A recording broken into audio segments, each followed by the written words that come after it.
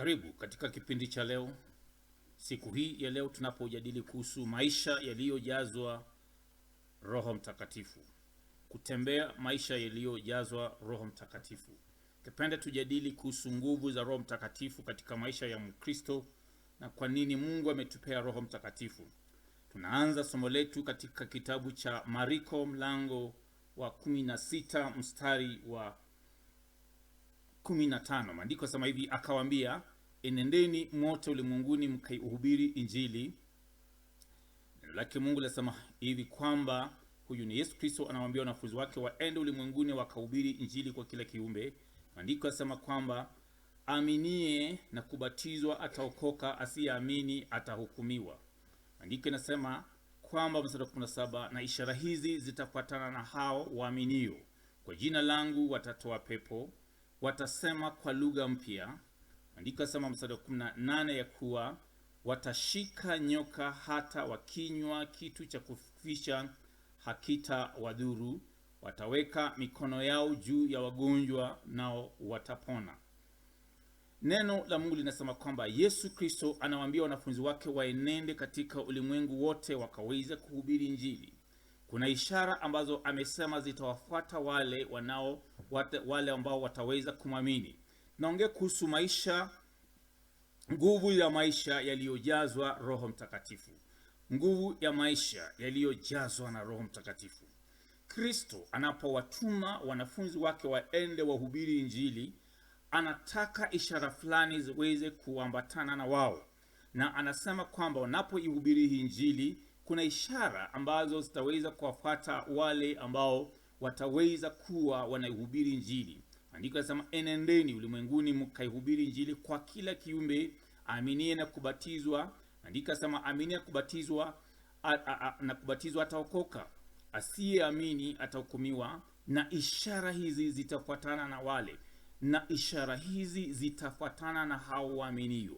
Mungu angependa ishara zitufuate sisi tunaoamini, na ishara zitatufuata sisi tunaoamini kwa sababu tumejazwa na Roho Mtakatifu.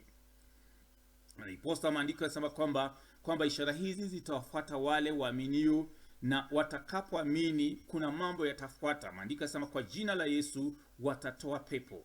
Maandiko yanasema watasema kwa lugha mpya. Mojawapo ya njia kuweza kujua kwamba mtu amejazwa na Roho Mtakatifu na kubatizwa na Roho Mtakatifu ni kuweza kusema kwa lugha mpya. Katika kanisa la Yesu Kristo na mwili wa Yesu Kristo sahizi, ni vizuri tuweze kujua ni kwa sababu gani Mungu alitupea uwezo na nguvu za Roho Mtakatifu. Ni kwa sababu ya kuweza kuihubiri Injili. Na ishara na miujiza ni mojawapo ya vitu ambavyo Mungu anavitumia ili kutangaza ufalme wake uko. Na anasema ishara hizi zitafuata hao waaminio. Mungu angependa wewe kama unamwamini Yesu, ishara hizi zikufuate. Kwa jina la Yesu uweze kuwa na uwezo wa kutoa pepo. Tunaishi katika wakati ambapo watu wanadhania kuna watu fulani katika mwili wa Yesu ambao umeteuliwa, labda mitume fulani, labda manabii fulani, labda watu aina fulani ambao labda wao pekee ndio wanaweza kuwa na uwezo wa kutoa pepo. Sio hivyo neno la Mungu linavyofundisha. Maandiko yanasema ishara hizi zitafuata hao waaminio. Mungu angependa kila mtu aliyemwamini Yesu ishara hizi ziweze kumfuata. Jambo na changamoto tulionayo katika mwili wa Yesu Kristo ni watu kufikiria kuna mtu fulani pekee ana uwezo, na wengine wamejifikiria ni wao pekee labda wana uwezo wa kuweza kutoa pepo. Mungu angependa tulifundishe kanisa na kila Mkristo aliyemwamini Yesu Kristo aweze kuwa na ufahamu kwamba Mungu amempea uwezo wa kuweza kutoa pepo. Kwa jina la Yesu Kristo watatoa pepo, watasema kwa lugha mpya. Mungu angependa uongee kwa lugha mpya. Unaweza kuwa umeongea katika lugha ambayo umejifundisha katika shule, lakini kuna lugha ambayo Mungu angependa atupee. Hizi ndio nguvu ambazo Mungu angependa atupee kama Wakristo, ndiposa tutembee katika nguvu katika maisha haya na uwezo. Na maandiko yanasema ishara hizi zitawafuata wale waaminio, watatoa pepo, watasema kwa lugha mpya. Maandiko yanasema mstari wa 16 18 ya kuwa watashika nyoka, na hata wakinywa kitu cha kufisha hakitawadhuru kabisa. Wataweka mikono yao juu ya wagonjwa, nao watapata afya. Mungu angependa muumini yoyote aliyemwamini Yesu Kristo, ishara hizi zimfuate. Kristo angependa kanisa litembee katika uwezo na nguvu ambazo alitamani kanisa hili lidhihirishe. Na ndiposa maandiko yanasema hawa wanaomwamini ishara hizi zitafuatana na wao. Ningependa pia tuweze kusoma katika kitabu cha Matendo ya Mitume. Maandiko yanasema katika kitabu cha Matendo ya Mitume mlango wa 5, tunapoongelea kuhusu nguvu ya maisha yaliyojazwa na Roho, nguvu ya maisha yaliyojazwa na Roho. Huyu ni Filipo. Maandiko yanasema katika kitabu cha Matendo ya Mitume 8 mstari wa 5 ya kuwa Filipo akatelemka akaingia mji wa Samaria akahubiri Kristo. Kwa hivyo Filipo alikuwa ni mojawapo wanafunzi wa Yesu Kristo. Maandiko yanasema aliingia katika mji wa Samaria akaanza kuihubiri injili yake Yesu Kristo. Na ningependa tunapoongea kuhusu kujazwa maisha yaliyojaza nguvu ya Roho Mtakatifu, tuweze kuelewa tofauti ya kuweza kumwamini Yesu na tofauti ya kujazwa nguvu za Roho Mtakatifu. Maana kumpokea Yesu Kristo na kujazwa Roho Mtakatifu ni vitu viwili tofauti. Kuna watu wamempokea Yesu Kristo lakini bado hawajajazwa na Roho Mtakatifu. Na ishara hizi zitafuata wale wanaomwamini ambao wamejazwa na Roho Mtakatifu. Maana ni Roho Mtakatifu ndiye atuwezeshaye kuweza kuzitenda ishara hizi ambazo Mungu ametuitia tuweze kuzifanya. Maandiko yanasema hivi kwamba Filipo akatelemka akaingia katika mji wa Samaria. Maandiko yanasema katika mstari wa 12 katika kitabu hiki cha Matendo ya Mitume 8 mstari wa 12, Filipo ameenda kuhubiri katika mji wa Samaria.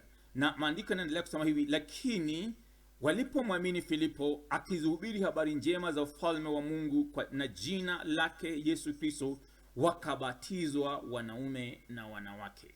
Kwa hivyo watu walimwamini Yesu Filipo alipohubiri injili, wanawake na wanaume wakamwamini Yesu na wakabatizwa kwa maji. Tunaongea kuhusu nguvu ya maisha ya nguvu yaliyojazwa na Roho Mtakatifu, na tunajaribu kueleza katika somo hili tofauti ya kumwamini Yesu Kristo na tofauti ya kwamba umemwamini Yesu na umejazwa na Roho Mtakatifu. Mungu hataki tu umwamini Yesu. Angependa zaidi ya kumwamini Yesu Kristo uweze kujazwa na Roho Mtakatifu. Kwa hivyo tunaona Filipo ameingia Samaria, na alipoingia Samaria maandiko yanasema alipomhubiri Yesu Kristo, maandiko yanasema lakini walipomwamini Filipo akizihubiri habari njema za ufalme wa Mungu na jina lake Yesu Kristo, wakabatizwa. Kwa hivyo hawa watu walimwamini Yesu ambao Filipo alikuwa anahubiri. Lakini zaidi ya kuwa wamemwamini Yesu Kristo ambao Filipo anamhubiri, maandiko yanasema kwamba wakabatizwa wanaume na wanawake. Lakini tuangalie katika mstari wa 13 kuendelea chini, tuone vile neno la Mungu linavyoendelea kusema hapa katika jina la Yesu Kristo. Katika kitabu hiki maandiko yanasema mstari wa 13, naye Simoni mwenyewe aliamini akabatizwa, akashikamana na Filipo, akashangaa alipoziona ishara na miujiza mikubwa iliyotendeka. Simoni huyu mwanzo alikuwa ni mchawi, alikuwa ni mtu ambaye hajamwamini Yesu Kristo. Akaona ishara na miujiza ambazo zinatendeka, akashangaa. Mstari wa 14 hapo ambapo ningependa tuweze kuendelea na somo hili, maandiko yanasema hivi: na mitume walikuweko, na mitume walikuwako Yerusalemu waliposikia ya kwamba Samaria imelikubali neno la Mungu, wakawapeleka Petro na Yohana. Kwa hivyo mitume wamesikia katika Samaria Filipo amehubiri injili na watu wamemwamini Yesu Kristo. Kwa hivyo Yohana na Petro wanatuma katika mji wa Samaria. Maandiko yanaendelea kusema katika mstari wa 15 ya kuwa ambao waliposhuka wakawaombea wampokee Roho Mtakatifu. Hapo ndipo tunajaribu kusisitiza hapa.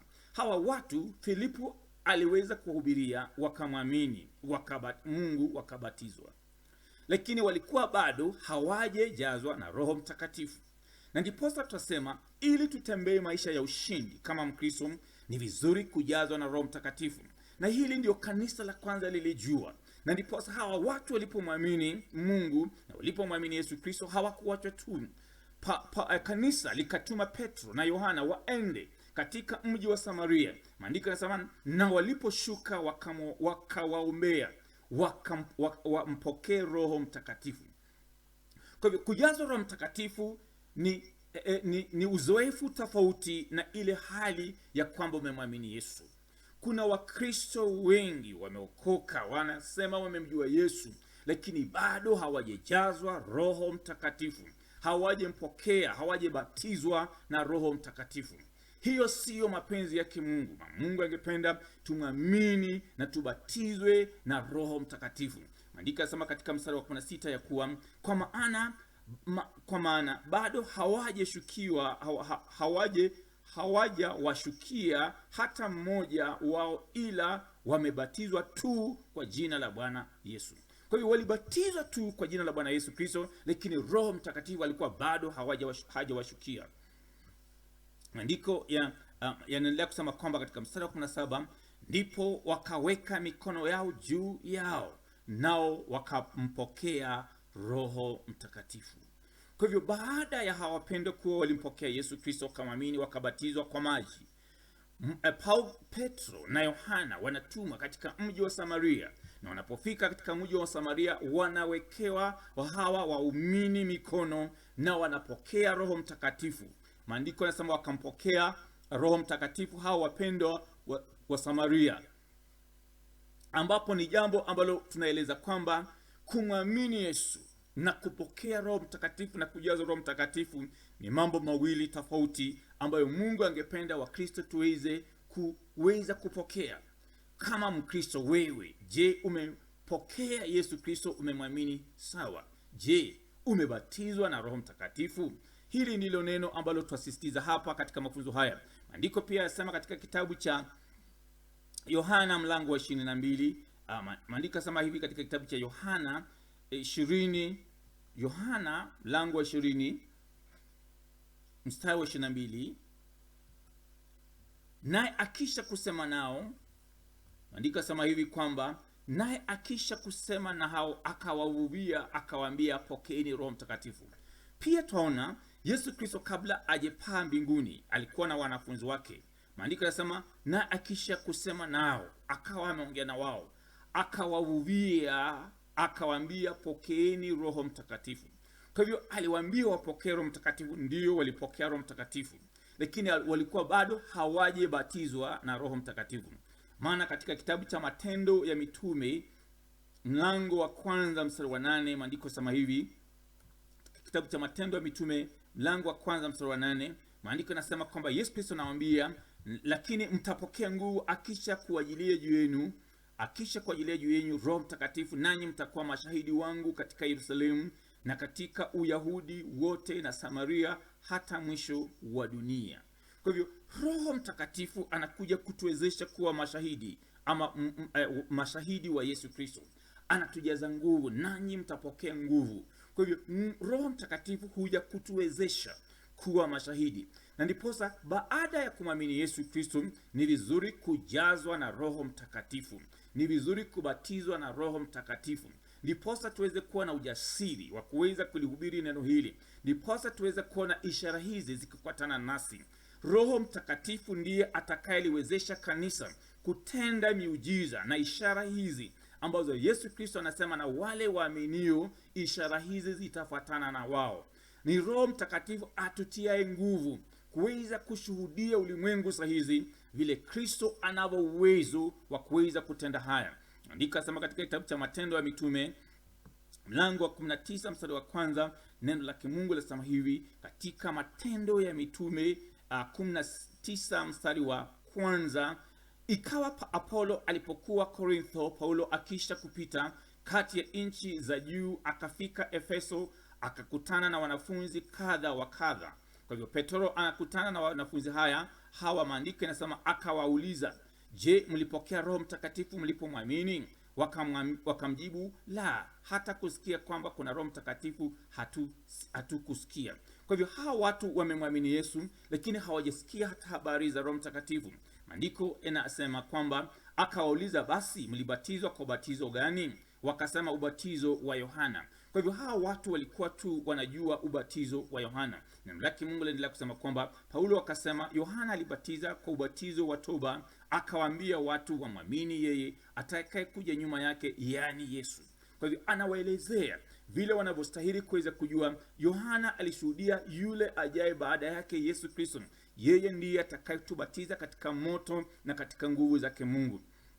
Andika endelea kusema waliposikia haya wakabatizwa kwa jina la Bwana Yesu. So hivyo walibatizwa kwa jina la Bwana Yesu, jambo la kwanza. La pili, maandiko yanasema na Paulo alipokwisha kuweka mikono yake juu yao, Roho Mtakatifu akaja juu yao, wakaanza kunena kwa lugha na kutabiri.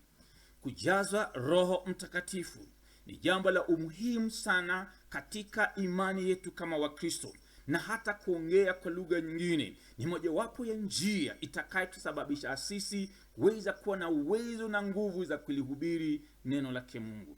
Mungu angependa akujaze wewe Roho Mtakatifu, na kila mmoja wetu unaweza kujazwa Roho Mtakatifu, wewe uliyemwamini Yesu Kristo.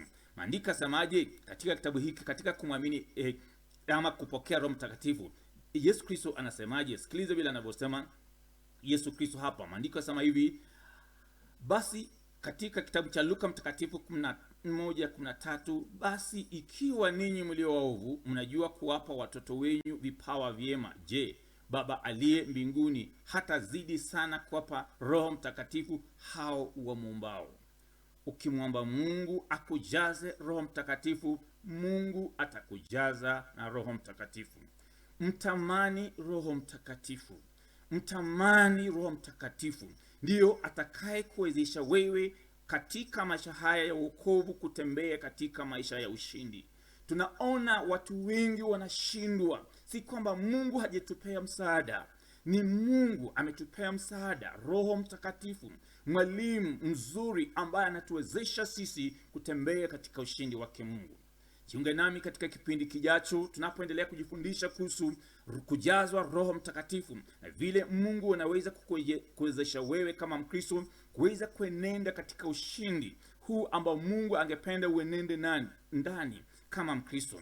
Ni mwalimu wako J.M. Jaunga. Tukutane katika kipindi kijacho tunapoendelea kujifundisha mambo mengi kama mwanafunzi wa neno lake Mungu.